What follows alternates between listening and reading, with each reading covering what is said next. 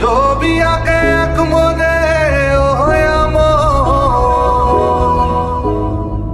আরেকজনে বসে বসে রং মাখে।